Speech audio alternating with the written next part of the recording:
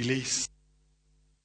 Jod bura mama voko Patrick Makau wawacho ni paro mar chik mar omenda mano mar higa mar 2023 mageto medo osuru e pachoka biro kelo ywaruok e kind duol mabende choko osuru KRA gi jo ohala ma pachoka. Gino mowacho ni kide kelo ng'ikruok kata mana e chenro mag ohala e pachoka. Makau men jalonya e weche mag omenda osebedo ka chiwo puonj e wi paro mar chikno ne Uganda jo Kenya kakoro osingo rem siro chikno e od bura e kinde ma jo od bura biro bedo gi thuolo mano mar goyo ombulu e wi parono. Makau bende wacho ni meto mar osuru mano mar VAT koro mano mamedo osuru e wi omenda mar okumba ok en gino makare kendo ok owinjore. Jaod bura no wacho ni ochumi mar piny ok nyal ber kokalo kuom meto mar osuru.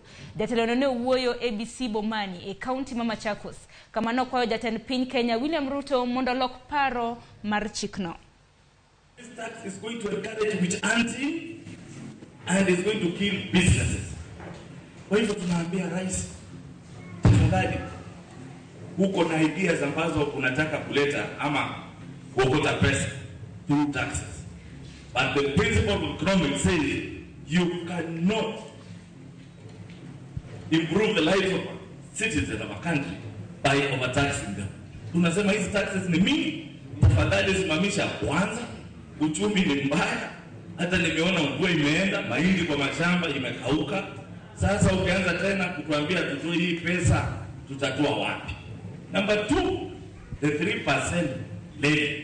Sasa wewe hauelewi, unafikiria 3% ya ule mtu anafanya kazi.